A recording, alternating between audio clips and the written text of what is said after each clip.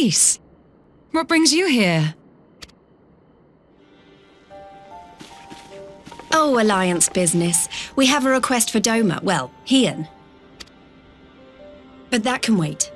They told me you were out searching for Alphino. Did you manage to pick up his trail?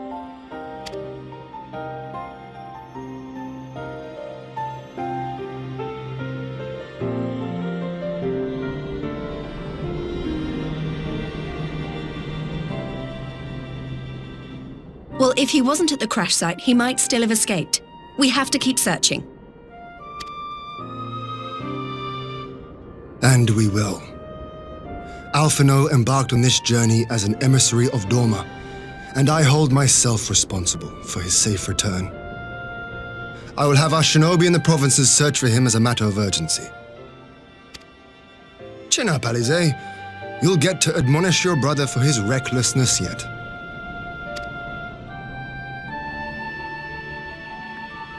Well, someone has to do it.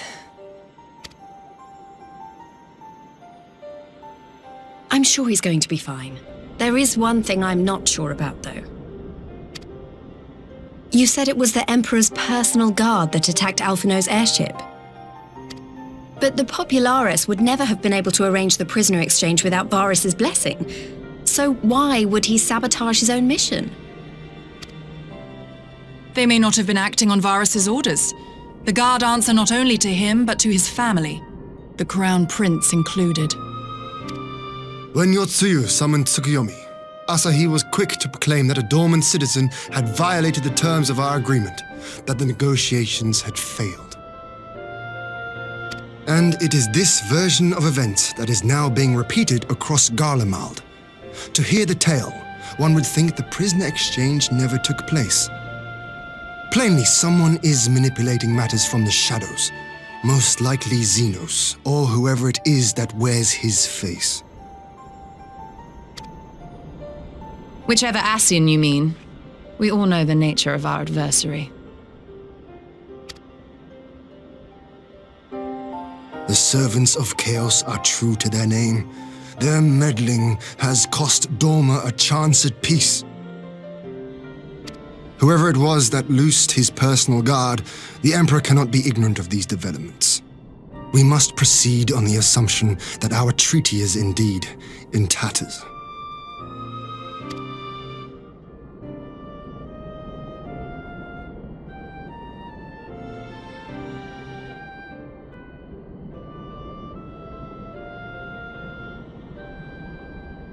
But come, Lise, you have journeyed far.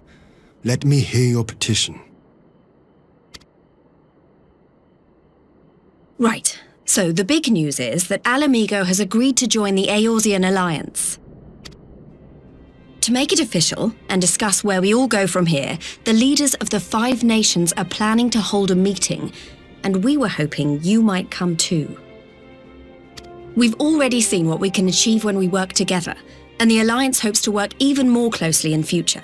They think it's our best hope of keeping the Garleans in check, and I agree.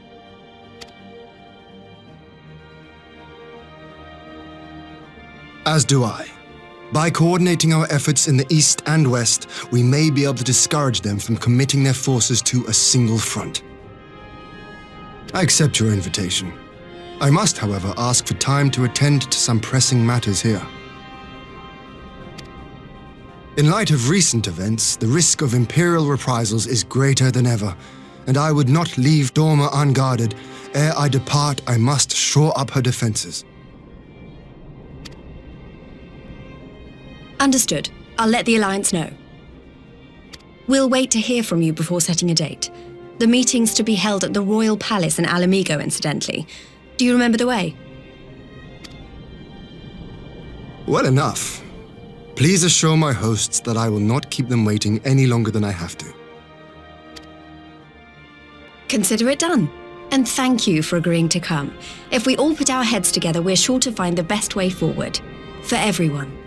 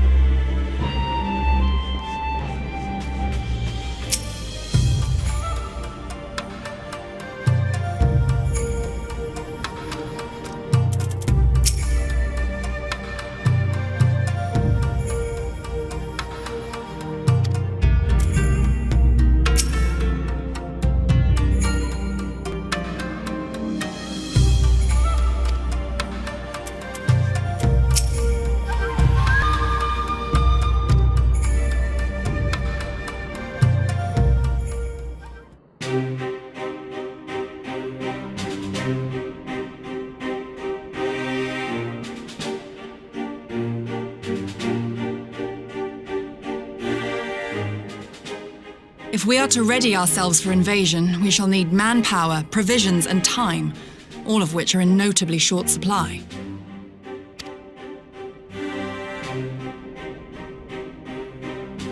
Candid as ever, you giddy, and correct, I concede. Fortunately, I have an idea.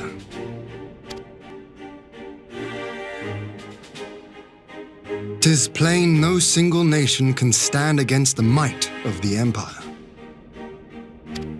And it was only with the aid of others that Dorma succeeded in winning her freedom.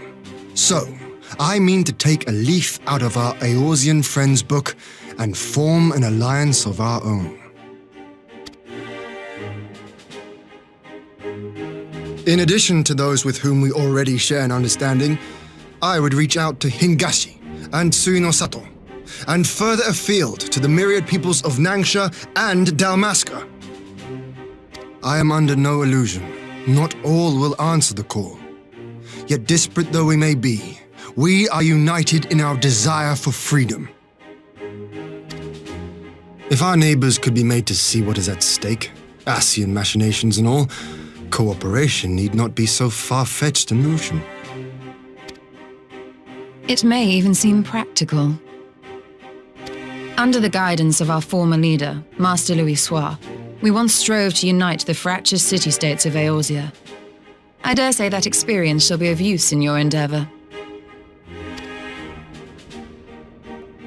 We should be glad of your wisdom. For the record, I would have been in favor of this plan even if it hadn't been my grandfather's, but I have to ask, how will we secure the time to carry it out? Not that anyone has forgotten, but the Garleans have airships, lots and lots of airships. Should they catch wind of our plan, they could send an armada to overwhelm us before our alliance had even begun to take shape. Not if we deny them access to the skies.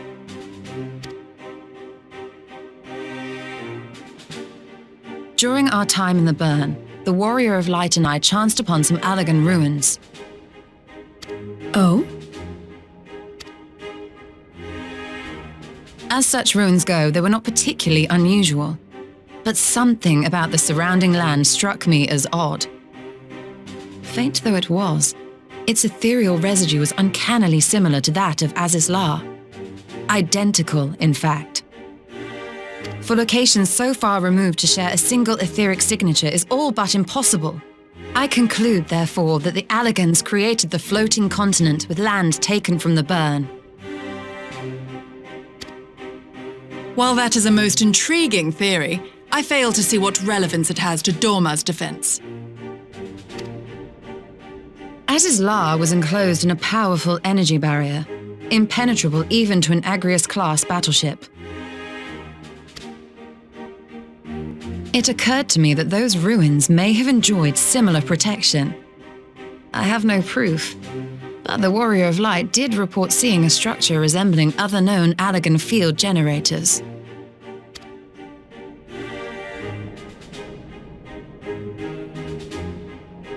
All right.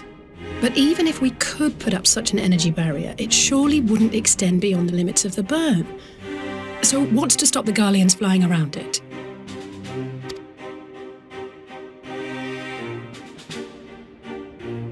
Fuel. The Dalmascan capital, Rabanasta, was a key imperial refueling point in the east. By laying waste to it as a lesson to the rest, the Empire greatly hindered its own operations in the region. If an imperial fleet were to advance upon Dorma, it would now have little choice but to travel, as the crow flies, over the Burn. I see. A word of caution. Even assuming the generator still functions, raising a barrier of such a scale will require a prodigious amount of energy. And few places are so bereft of suitable crystals as the Burn.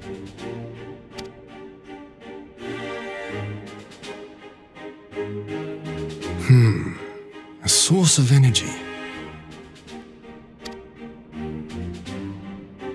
Tell me, did the Allagans make a habit of launching things into the sky?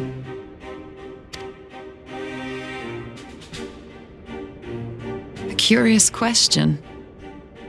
Besides Az's La, I know of only one other notable instance. The Red Moon Dalamud, whose fall triggered the calamity. Just the 2 occasions, you say? Then I believe I may have a solution to our energy problem. You do? I may. To find out for sure, we would need to visit the Azim Steppe. Which would, I now see, present the perfect opportunity to discuss an alliance with the Zayla tribes. How very neat. What say you then? Shall we see whither this road leads?